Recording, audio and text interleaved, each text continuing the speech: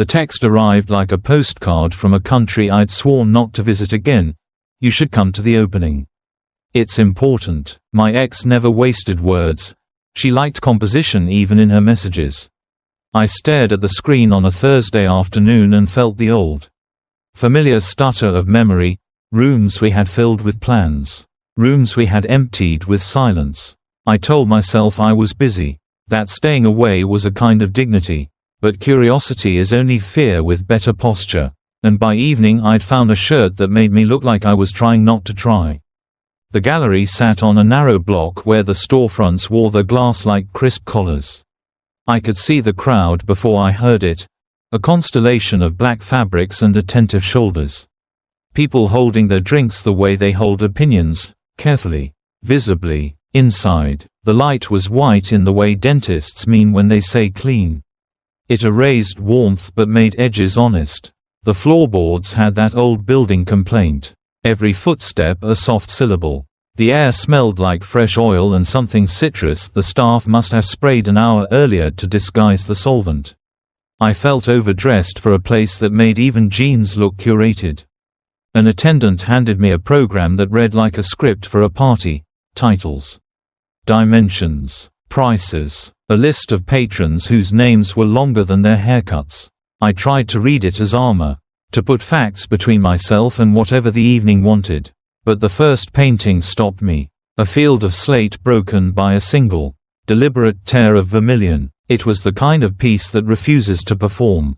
You either meet it or you walk away. I stood there long enough to feel ridiculous and then justified. Someone behind me murmured the word brave. Someone else said price. I wasn't looking for her when I found her. Isabel, the gallery owner, my ex's mother. She has a way of occupying a room that makes the room behave. Not through volume. She moves like a quiet correction. The black dress, precise but not severe, a thin chain at her throat that caught the light like a punctuation mark. Hair swept back in a way that suggested she had considered and rejected several more dramatic options. I'd met her 3 times before, dinners where I sat too straight. A holiday where she and I negotiated a truce over who did dishes, but in those settings she'd been a title first, someone's mother, someone's wife, a host who could move a conversation like a piece on a chessboard. She saw me the way I imagine she sees new work, in a glance that isn't casual. Something in her gaze slowed, as if she were comparing this version of me to a file she kept for reference. It wasn't predatory, not even curious exactly. It was a reading. A woman near her said Isabel twice, growing sharper on the second try. And Isabel lifted a hand in a gesture that meant, wait, I'm actually listening to this other thing. Thank you for coming, she said when she reached me. And the words were simple but sounded selected. Up close, the light made her green eyes a shade more complicated. There's a calibration that happens with people who have decided to age deliberately. The face becomes less about prettiness and more about decisions kept. She offered me a glass of sparkling water instead of wine, which I took as both kindness and data. Of course, I said, because I didn't trust the longer sentences I'd rehearsed on the walk over.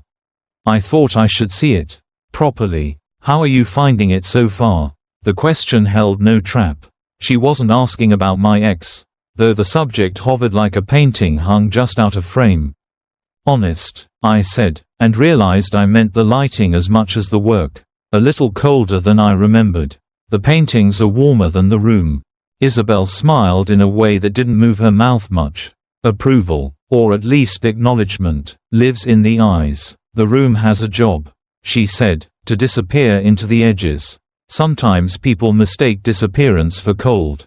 She took in my posture, the way shoulders tell on you, and shifted a fraction so that we were an island in the flow rather than 2 stones the current had to break around. The adjustment was so effortless I almost missed it. My ex drifted through the crowd in a dress that had been designed to look effortless at considerable cost. She was collecting admiration like a weather vane collects wind, no particular direction. Just proof of motion. When her gaze crossed ours, she smiled the showroom smile and then moved on, which surprised me less than it should have. Relief and injury did the usual tug of war in my chest. And I tried to stand in a way that looked like neither. You look like a man doing math. Isabel said, lighter now, almost teasing. I'm deciding which feelings to put down and which to carry. I said, both options seem like noise. She considered that, a small tilt of the head that made the chain at her throat catch and hold a bead of light. Then don't choose yet, she said. Rooms like this tolerate indecision better than they tolerate performance. She glanced at the program in my hand. Then back at me. There's a space I'd like you to see. It isn't on the tour. The sentence arrived as invitation, not conspiracy. Around us, the gallery did its bright, clever hum. People orbiting the buffet like serious bees. Couples angling their bodies to suggest intimacy or repel it. On the far wall, a man in an expensive jacket pretended to understand a piece by explaining it to someone less certain. I felt the outline of myself get sharper next to Isabel's steadiness. Like stepping from shadow into a clean line. I didn't answer right away because I was busy checking what kind of yes would live in my mouth. This wasn't about breaking rules. Isabel owned the rules. She curated them.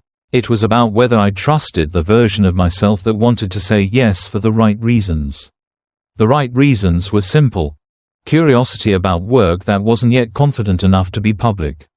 Curiosity about the person who thought I might be a good witness to it. Lead the way, I said, and heard the relief in my own voice. Relief at choosing without dragging a jury into it. She set a hand lightly on my elbow. Not possessive, more like a shepherding of attention, and guided me along the edge of the main room. As we passed a triptych of storms, she slowed to adjust the angle of a spotlight, making a small weather out of light on canvas. No flourish, just fidelity to what a painting needs. It told me more about her than anything she'd said. We turned into a narrow corridor, where the sound of the opening deflated by degrees. Laughter and glass and jargon turning first to texture and then to air. The walls were hung with older works that looked like family photographs no one had paid to frame. At the end of the hall, a door stood closed with the kind of certainty that suggests it has been closed for reasons that respect both the room and the person who keeps it. Isabel paused with her hand on the latch and looked at me as if to confirm that the person who had agreed to come down the hall was the same one standing here now. Not everyone likes this room, she said. It isn't finished in the ways people prefer. There was no challenge in the words. Only a quiet caution from someone who had learned to protect her unfinished things. I don't either, I said, before I could talk myself away from the honesty. Finished, I mean, I prefer true. Something in her face altered. Nothing dramatic. The smallest undoing at the corner of her mouth. A smoothing around the eyes. It read as yes more than a smile. She turned the latch. Then let's give True a little light, she said, and opened the door. The sound of the opening thinned to a thread as the door eased shut behind us. It was the kind of hush you don't demand but arrange, the latch settling. The faint give of old wood. The air shifting from social to singular. The room was smaller than the main gallery and warmer by intent. Light fell in narrow cones from adjustable heads. Amber at the edges, so each canvas lived in its own weather. 6, maybe 7 paintings, none with placards, no tidy labels to pre-chew meaning. The floorboards were darker here, carrying the polish of years. Somewhere in the ceiling a vent breathed in slow, deliberate intervals. The smell had changed, too, less solvent, more wood and linen and a ghost of citrus. Like someone had once peeled an orange in winter and the room remembered. Isabel let the door rest against its frame without sealing it, as if to prove we weren't hiding, only choosing a different volume. She didn't introduce the room with a speech. She moved to the smallest canvas and stood beside it the way you stand next to a friend you're not sure the others will understand. This one started in February, she said, and the way she named time wasn't curatorial. It was domestic, like telling me when a plant had been repotted. The painting was a study of grays, a city corner in rain. Nothing of note except the exactness of the wet. The brushwork was patient, almost stubborn, each stroke refusing drama. The week the pipes burst downstairs, she continued, everyone else was angry. I was grateful for a reason to mop something that would stay clean for an hour. I leaned in without reaching. letting the light do the touching for me. The corner wasn't empty, not really. The water made a lace of the gutter, and in the window someone had left a lamp on. A small insistence of yellow. I said as much and she nodded once. Not as approval so much as acknowledgement that I had been in the room the painting required. We drifted to the next piece. Larger, vertical, a cascade of blues giving way to a razor of white. August, she said, the mediation, paperwork pretending to be conversation. Her voice didn't flatten on the word. Mediation didn't do the familiar bitterness. It carried a professional neutrality that made the painting's fracture more legible. The white cut wasn't violent. It was necessary. Like a seam that prevents a tear from traveling.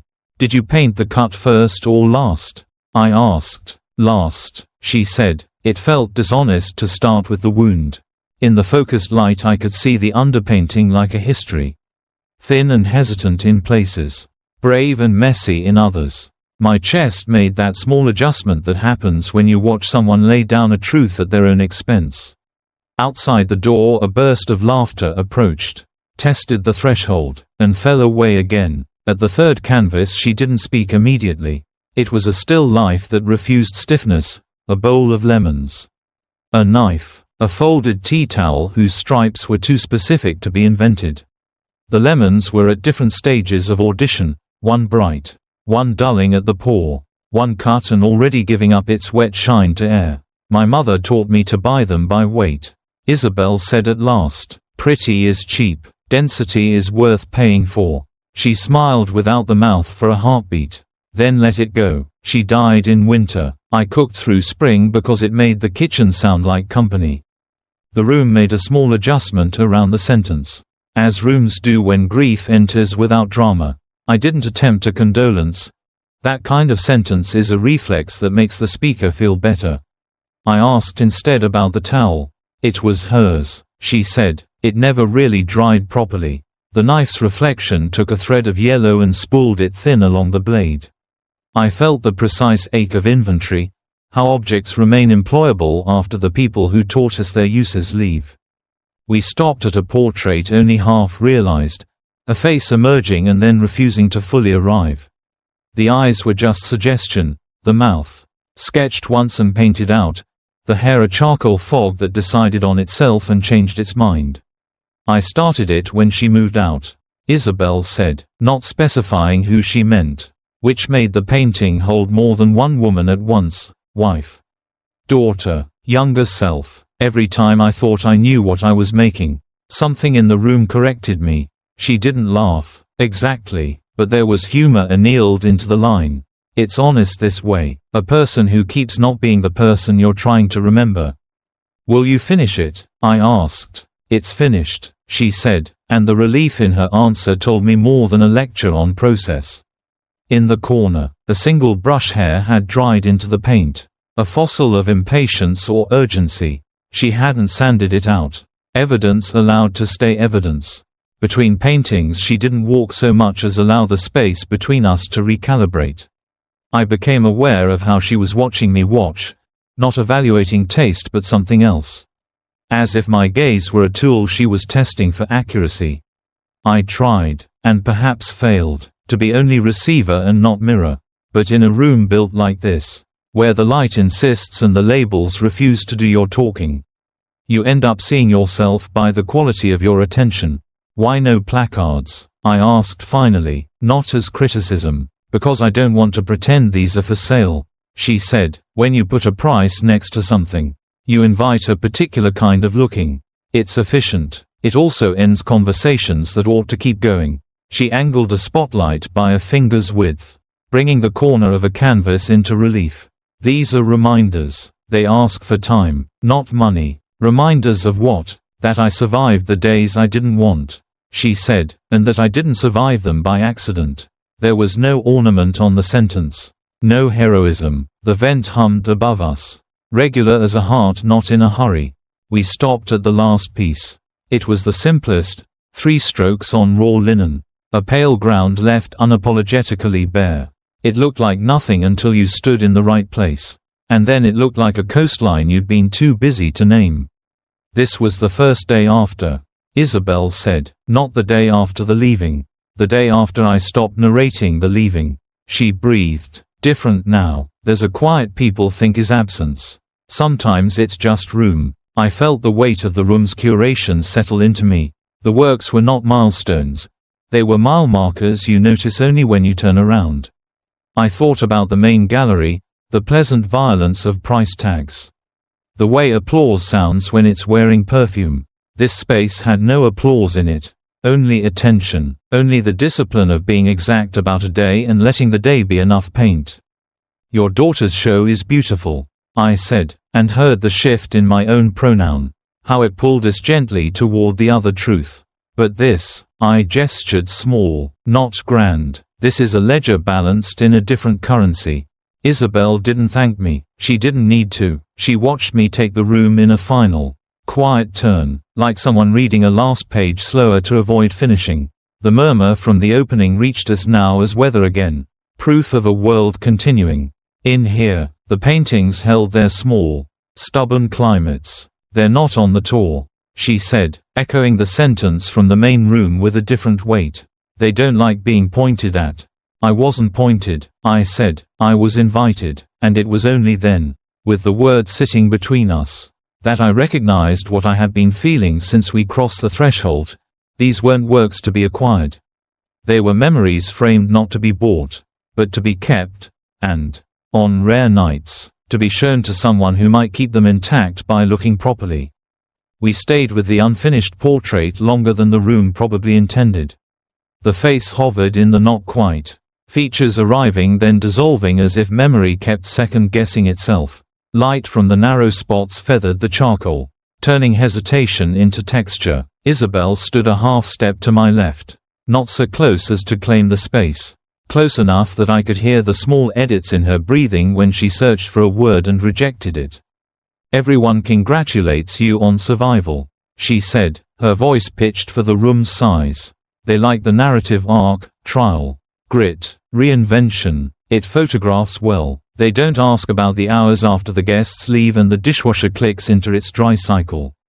That's when the house remembers it's empty. She didn't dramatize the line. She set it down the way you place a glass where it won't ring the wood. I glanced at her and then back to the canvas because looking directly at a person telling the truth can feel like an interruption. Did the work help? I asked. It was the kind of question people pose to artists as if work were a faucet, on for solace, off for grief. It helped me keep time, she said. Grief is disorienting until you give it units. 2 hours mixing a blue that won't lie. 20 minutes scraping back a decision I didn't mean. Days measured by how long paint takes to go from tacky to touchable. Her hand lifted, hovering in that small conductor's arc she uses when she talks about process. And then fell. Success makes noise. Loneliness is what you hear after the applause. The portrait watched us almost politely, resisting the pressure to become a person on command. Under the ghosted mouth, a graphite searchline curved and vanished, like a road a mapmaker had changed his mind about. I came tonight to put a period at the end of a sentence. I heard myself say, surprised by how right the metaphor felt in my mouth. I thought if I stood in the same room as the ending, it would finish itself. I didn't expect to find another sentence. Isabel didn't ask which sentence I meant. She studied the canvas as if our conversation were happening there. Commas are underrated, she said, and the corner of her mouth found something like humor. People want clean stops because they make tidy stories. She shifted slightly, and in the shift her fingers brushed my shoulder, accident first.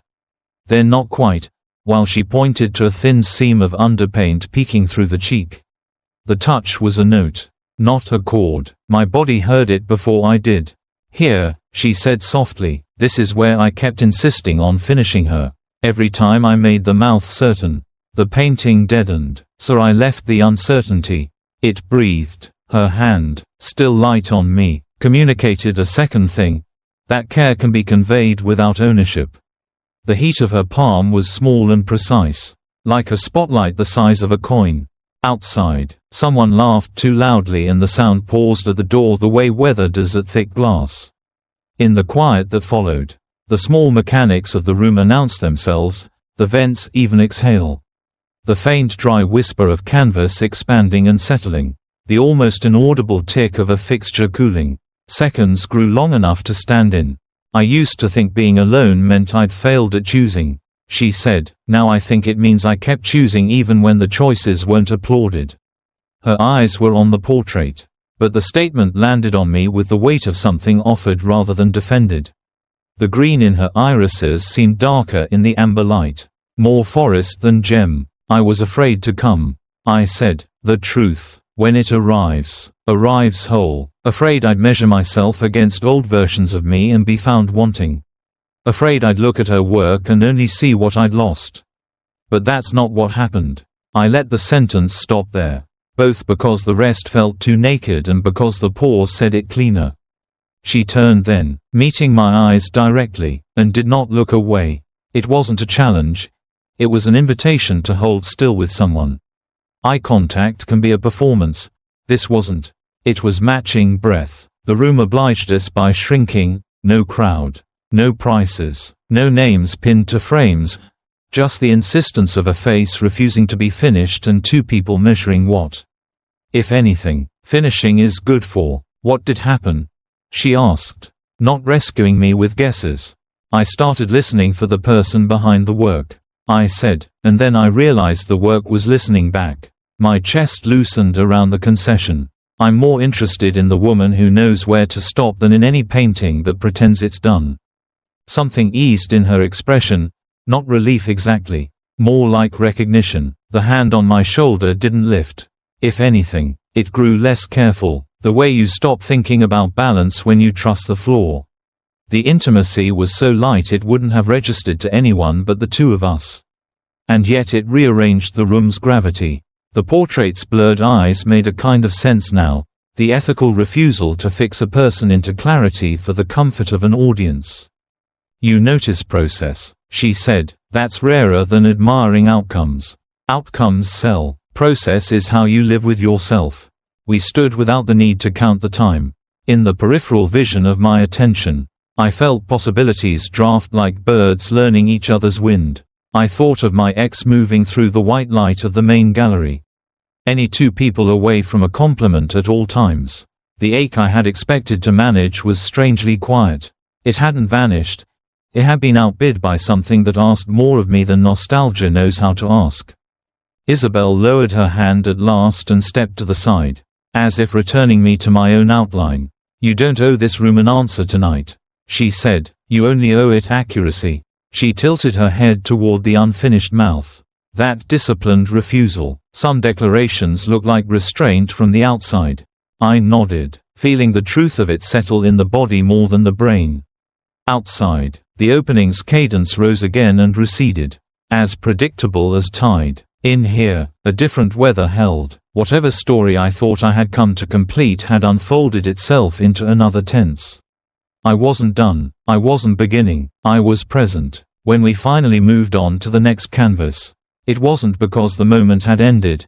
It was because we had decided not to use it up. I carried the portrait with me the way you carry a sentence you're still writing. And somewhere under the ordinary engine of my heart, something deeper idled, tuned to a woman whose work measured honesty in brush hairs left visible and whose touch, almost nothing at all, had made the noise outside mercifully disappear. Isabel stopped in front of a canvas that at first looked restrained, a muted field of umber with a band of rough light wavering across it.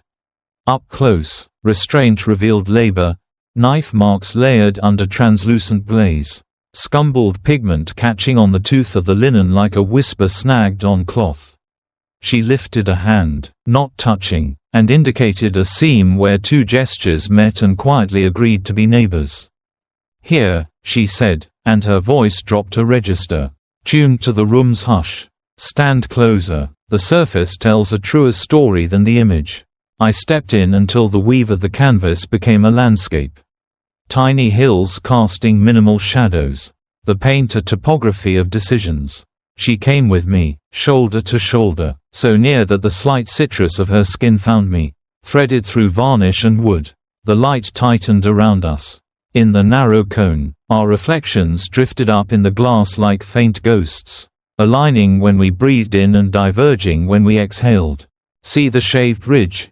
she asked. Knife through wet paint. I wanted a clean edge but not a cold one. The trick is stopping before the gesture starts performing. I could feel her watching to see whether I actually saw. "It reads like a held breath," I said, "a decision that stays a decision instead of becoming a pose." Her mouth tilted at the corners but didn't find a full smile. Approval, held back on purpose. She leaned in another inch. And I felt the air change with the shift. My body edited its posture, choosing stillness out of respect. There was a steadiness to being next to her like this that made certain bravado impossible and certain hesitations unnecessary. We edged along the canvas together, two careful readers tracing a sentence with a fingertip a child would have used.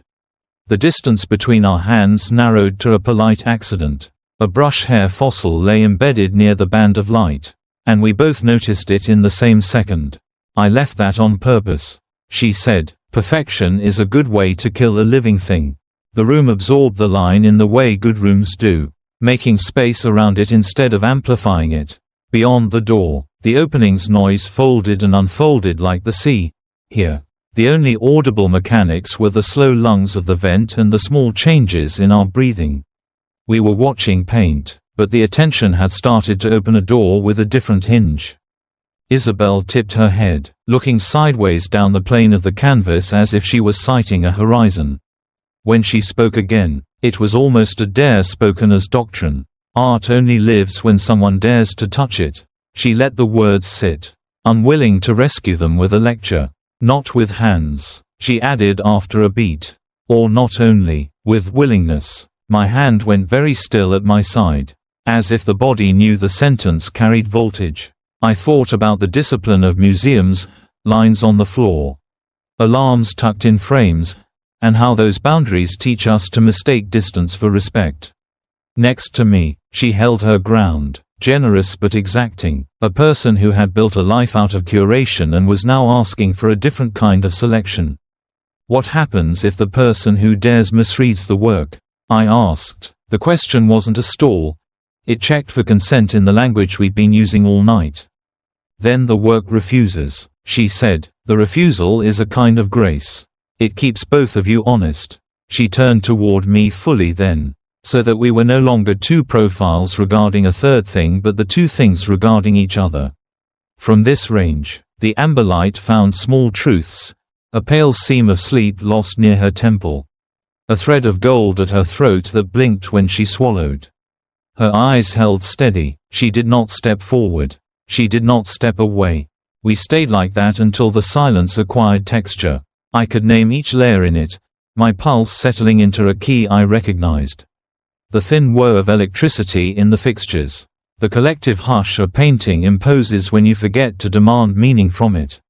The part of me that always rehearses lines yielded to a room where unpracticed words survive better.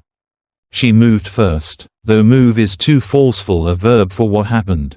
The slightest pivot of her shoulder brought the back of her hand close enough to graze mine. A contact so light that for an instant I wondered if the body had imagined it. The graze returned, deliberate now, and she shifted her weight a breath into my orbit. I met the small advance with a small answer, turning my palm to let her fingers slip into the offered shape. The fit was not surprise, it was recognition. We didn't look down, we didn't need to. Our eyes stayed up, anchored to the same point on the canvas and then to each other. The first touch didn't ask for anything beyond acknowledgement. Then the acknowledgement did its quiet work. Proximity drew a new frame around us that had nothing to do with wood or linen. Her breath found my cheek and rewrote the room's temperature by a degree you only notice when you're watching carefully. "I was taught not to touch," I said, not as objection but as record of a life lived near boundaries. "I was taught to decide when to make an exception," she answered, and the precision of it lifted something heavy off the moment. It made risk feel less like a leap and more like a well-placed step. The next silence was shorter, denser, a pause a musician takes not for air but for emphasis. I felt her thumb make a small, absent-minded circle against my knuckle, and that was somehow more intimate than any staged gesture. It said attention without claim. When we did close the remaining distance, it was without cinematic speed. No lunge. The movement belonged to two people who respect surfaces and have chosen to cross them carefully. Our foreheads touched first, a testing of alignment, breath, gaze, the yes that lives behind the eyes. The room held, the painting held. I let my free hand rise and travel only so far as her shoulder, resting where fabric tells the story of a person's day. She let her own hand settle against my jaw, neither guiding nor requesting, simply recognizing terrain. What passed between us would look like stillness to anyone not standing exactly where we were. The intimacy wasn't a show. It was an answer to a question that had been building since the hallway. When our mouths met, it was less a taking than a joining of two careful concentrations. The contact stayed modest by design. The way a first brushstroke should never decide the whole canvas. I felt my body pull its noise into order the way a room quiets when a good sentence begins. We parted by inches, not retreating so much as honoring the scale of the moment we were willing to carry. The light had gone warmer. Or maybe we had. On the varnished plane, our doubles hovered, a pale suggestion of two figures at the edge of someone's composition. For a second, I saw us the way the room would remember us, not as trespassers, but as a pair learning which part of a line can be crossed without damaging the painting. Outside, the opening found a fresh round of applause for something that liked applause. In here, the air kept our chosen temperature. Isabel's hand tightened once, barely, then let go in the kind of release that means not yet rather than no. She returned her attention to the surface. Because attention is how she prays. And I understood I had been invited, not to own, not to interpret, but to look properly and to stay as long as I could do that without asking the work to flatter me. We stood another minute inside the cone of light. The room's edges softened until I could feel us appear inside it the way a subject appears inside a painting when the painter finally stops forcing likeness and starts trusting presence. When she finally stepped back, the golden spill followed her as if it had learned who to serve. I took one last close breath of linen and oil and space kept honest. Then followed, aware that some thresholds you cross by returning through them changed. We walked back the way we'd come without speaking, as if words might smear what had just been made clear. The corridor returned the party to us in cautious layers, first a texture of sound. Then a few isolated clinks. Then the bright chatter unspooling into intelligible shapes. By the time we stepped into the main gallery, the white light had reclaimed its authority, and the room resumed its self-conscious hum of admiration and appraisal. We arranged ourselves at a careful distance. Two ordinary visitors rejoining the weather. Isabel aligned a stray catalogue on a plinth with a gesture so light it barely existed. The move looked like dusting, but it was a kind of reset. A way to let her face decide what to keep visible. I let my gaze travel the walls the way people do when they want to look responsible. From across the room my ex floated past a circle of patrons. The practiced ease of someone collecting heat and reflecting it back in flattering angles. She glanced our way and found nothing to note. That was the point. We made a small conversation out of neutral nouns, framing, varnish, the strength of the hanging system in the old brick.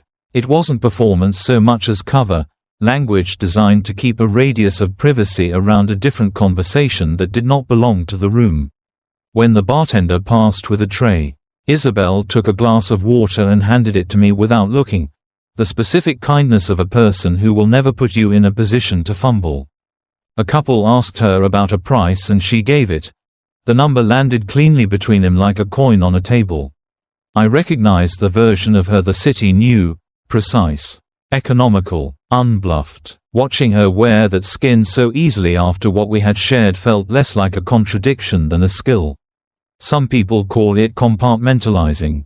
I thought of it as stewardship, of the work, of the room, of what remains private by design. Near the door, a familiar patron told a joke that asked too much of laughter. The room obliged him anyway. We let the noise pass over and recede. Our eyes didn't find each other often.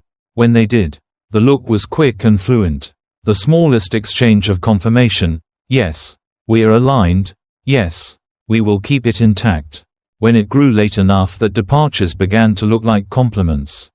I moved toward the cloakroom corridor, letting the crowd do most of the choreography. Isabel met me halfway, as if we had both been tugged by the same invisible line.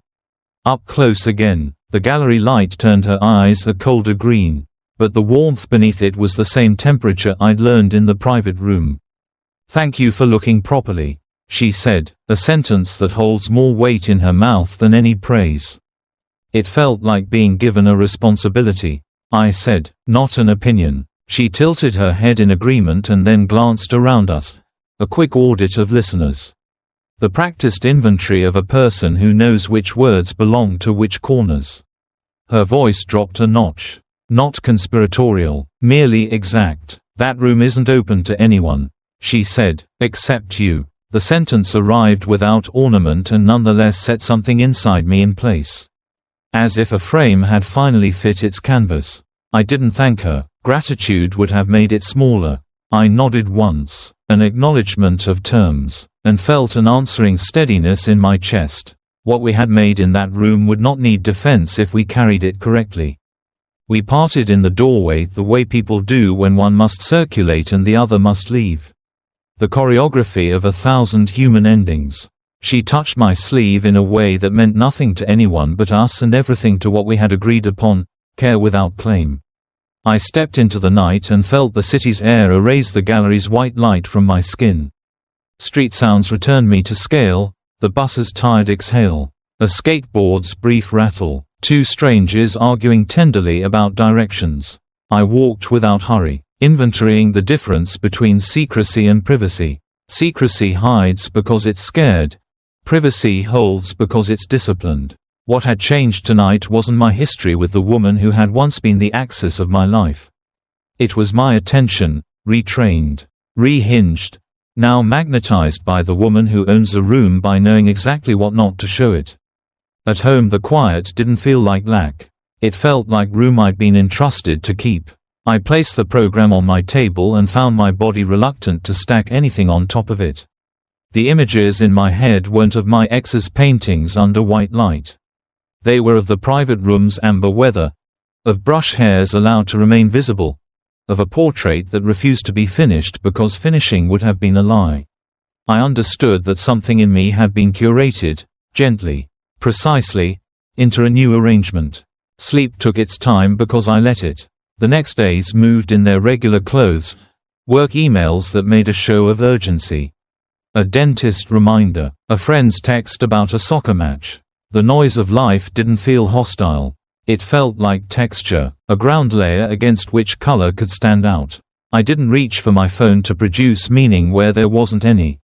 I waited, certain now that if the story wanted to keep writing itself it would. The message came 3 days later, dropped into mid-morning like a small, exact wait. "There's a new piece I want you to see." No exclamation point, no disguise. An address and a time followed. The kind of clarity that makes theater unnecessary. I read it once for information and again for what it meant, not a repeat. Not nostalgia, continuation. I typed a reply that matched the tone, brief, clean, affirmative, and set the phone down face down. Not out of superstition but to keep the room I'd been given from crowding with imagined rehearsals. The kettle clicked in the kitchen. Somewhere in the hallway a delivery cart squeaked its apology. I looked at my hands and recognized the steadiness I had felt in the private room. The way attention can settle a body the way varnish settles color. I didn't know what the new piece would be. I knew only that the invitation was as much about the witness as the work. And for once, the sentence in front of me wasn't a question. This time, I knew I wasn't only going to look at art.